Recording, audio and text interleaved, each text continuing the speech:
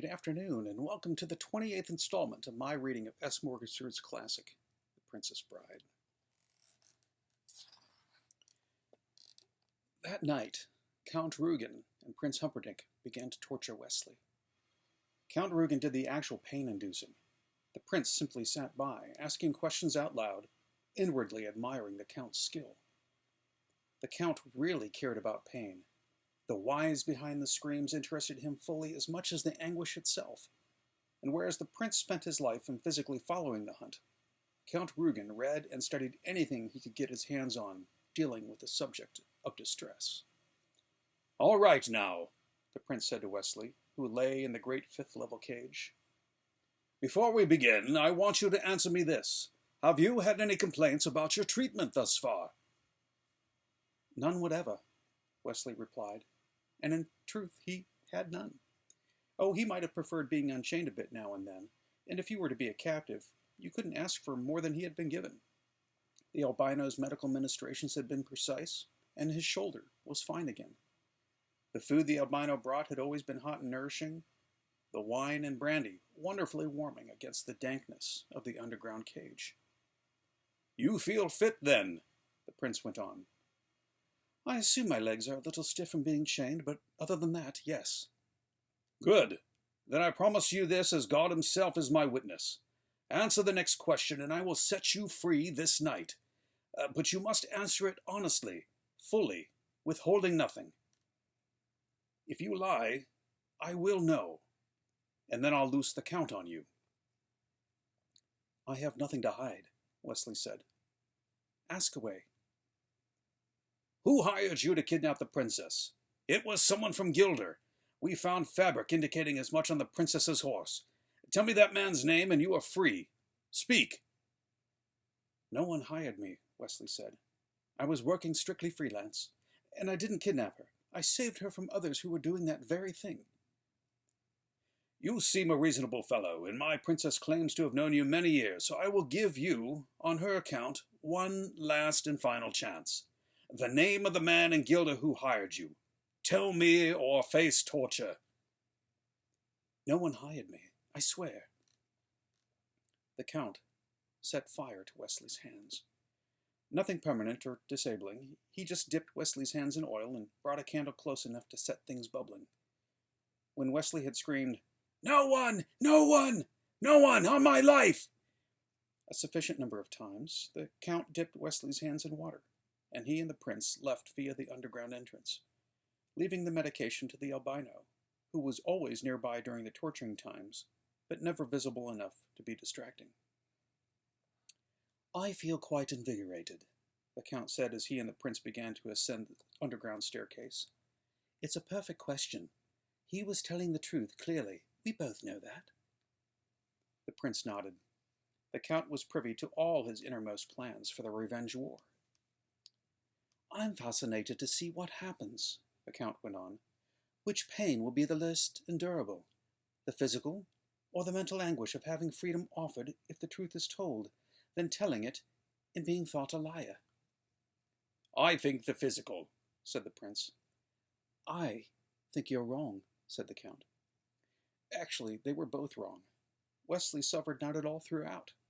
His screaming was totally a performance to please them. He had been practicing his defenses for a month now, and he was more than ready. The minute the count brought the candle close, Wesley raised his eyes to the ceiling, dropped his eyelids over them, and in a state of deep and steady concentration, he took his brain away. Buttercup was what he thought of. Her autumn hair, her perfect skin, and he brought her very close beside him, and had her whisper in his ear throughout the burning. "I love you. I love you. I only left you in the fire swamp to test your love for me. Is it as great as mine for you? Can two such loves exist on the planet at one time? Is there that much room, beloved Wesley?" The albino bandaged Wesley's fingers. Wesley lay still. For the first time, the albino started things. He whispered, "You better tell them." From Wesley, the albino whispered, "They never stop. Not once they start. Tell them what they want to know and have done with it. He whispered again. The machine is nearly ready. They are testing it on animals now. Whispered again. It's for your own good I tell you these things. My own good? What good? They're going to kill me anyway. From the albino. The prince found Buttercup waiting unhappily outside his chamber doors. It's my letter, she began. I cannot make it right. Come in, the prince said gently. Maybe we can help you. She sat down in the same chair as before. All right, I'll close my eyes and listen. Read it to me. Wesley, my passion, my sweet, my only, my own. Come back, come back. I shall kill myself otherwise. Yours in torment, Buttercup. She looked at Humperdinck. Well, do you think I'm throwing myself at him? It does seem a bit forward, the prince admitted. It doesn't leave him a great deal of room to maneuver. Will you help me to improve it, please? I'll do what I can, sweet lady, but first it might help if I knew just a bit about him. Is he really so wonderful, this Wesley of yours? Not so much wonderful as perfect, she replied. Kind of flawless, more or less magnificent, without blemish. Rather on the ideal side. She looked at the prince. Am I being helpful? I think emotions are clouding your objectivity just a bit. Do you actually think that there is nothing that fellow can't do? Buttercup thought for a while. It's not so much that there's nothing he can't do. It's more than he can do it all better than anyone else can do it. The prince chuckled and smiled. In other words, for example, you mean if he wanted to hunt, he could out-hunt, again, for example, someone such as myself? Oh, I would think that if he wanted to, he could quite easily. But he happens not to like hunting, at least to my knowledge, though maybe he does. I don't know. I never knew he was so interested in mountain climbing, but he scaled the cliffs of insanity under the most adverse conditions. And everyone agrees that this is not the easiest thing in the world to accomplish. Well, why don't we just begin our letter with Divine Wesley, and appeal to his sense of modesty, the prince suggested. Buttercup began to write, and stopped.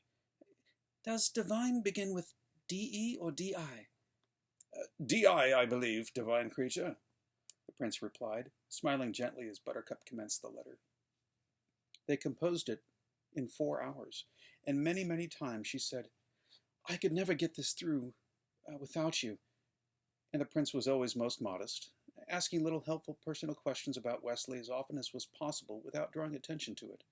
And in this way, well before dawn, she told him, smiling as she remembered, of Wesley's early fears of spinning ticks.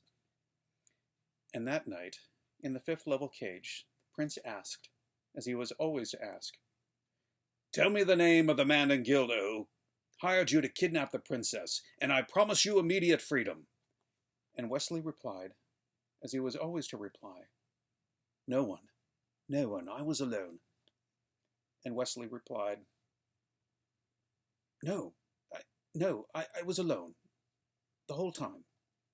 And the Count, who had spent the day getting the spinners ready, placed them carefully on Wesley's skin, and Wesley closed his eyes and begged and pleaded, and after an hour or so the prince and Count left, the albino remaining behind with the chore of burning the spinners and then pulling them free from Wesley, lest they accidentally poison him.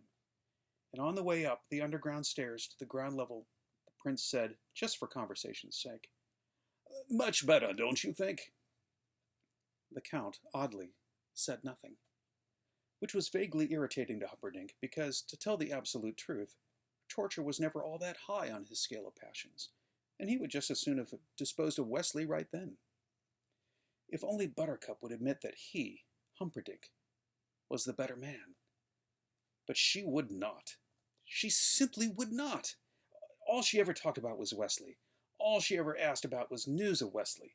Days went by, weeks went by, party after party went by, and all Florin was moved by the spectacle of their great hunting prince, at last so clearly and wonderfully in love. But when they were all alone, all she ever said was, I wonder where Wesley could be. What could be taking him so long? How can I live until he comes? Maddening. So each night the Count's discomforts, which made Wesley writhe and twist, were really sort of all right. The Prince would manage an hour or so of spectating before he and the Count would leave. The Count still oddly silent. And down below, tending the wounds, the albino would whisper, "Tell them, please, that they will only add to your suffering." Wesley could barely suppress his smile. He had felt no pain, not once, none. He had closed his eyes and taken his brain away. That was the secret. If you could take your brain away from the present and send it to where it could contemplate skin like winter cream, well, let them enjoy themselves. His revenge time would come. Wesley was living now, most of all, for Buttercup, but there was no denying that there was one more thing he wanted to do. His time.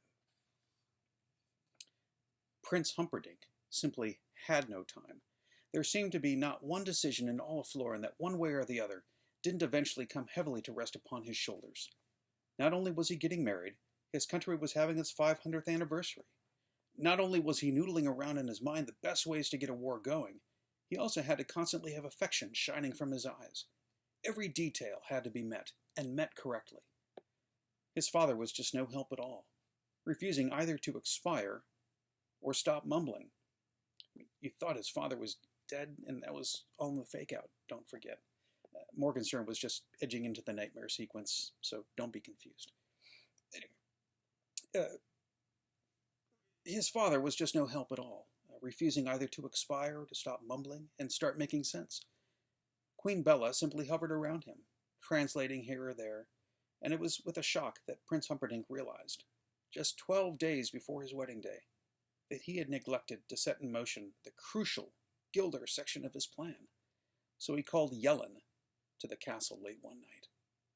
Yellen was chief of all enforcement in Florin City, a job he had inherited from his father.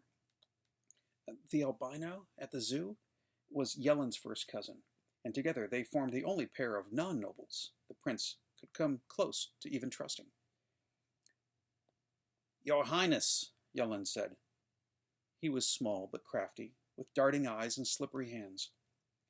Prince Humperdinck came out from behind his desk. He moved close to Yellen and looked carefully around before saying softly, "I have heard from unimpeachable sources that many men of Gilder have, of late, begun to infiltrate our thieves' quarter. They are disguised as Florinese, and I am worried."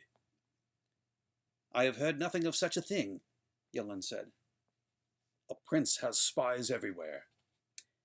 "I understand," said Yellen. "And you think, since the evidence points that they tried to kidnap your fiancée once, such a thing might happen again?" "It's a possibility." "I'll close off the thieves' quarter, then," Yellen said. "No one will enter and no one will leave." "Not good enough," said the prince. "I want the thieves' quarter emptied, and every villain jailed until I am safely on my honeymoon." Yellen did not nod quickly enough, so the prince said, "State your problem." "My men are not always too happy at the thought of entering the thieves' quarter. Many of the thieves resist change." "Root them out! Form a brute squad, but get it done." "It takes at least a week to get a decent brute squad going," Yellen said, "but that is time enough." He bowed and started to leave. And that is when the scream began. Yellen had heard many things in his life, but nothing quite so eerie as this. He was a brave man, but this sound frightened him. It was not human, but he could not guess the throat of the beast it came from. It was actually a wild dog on the first level of the zoo, but no wild dog had ever shrieked like that before. But then, no wild dog had ever been put in the machine. The sound grew in anguish, and it filled the night sky as it spread across the castle grounds, over the walls, and even into the great square beyond. It would not stop. It simply hung now below the sky, an audible reminder of the existence of agony. In the great square, half a dozen children screamed back at the night, trying to blot out the sound. Some wept, and some only ran for home. Then it began to lessen in volume. Now it was hard to hear in the great square. Now it was gone. Now it was hard to hear on the castle walls. Now it was gone from the castle walls. It shrunk across the grounds toward the first level of the Zoo of Death, where Count Rugen sat fiddling with some knobs. The wild dog died. Count Rugen rose, and it was all he could do to bury his own shriek of triumph. He left the zoo and ran toward Prince Humperdinck's chambers. Yellen was just going when the Count got there. The prince was seated now behind his desk, and when Yellen was gone and they were alone, the Count bowed to His Majesty. "The machine," he said at last, "works." Thanks for reading with me this afternoon. We'll see you tomorrow.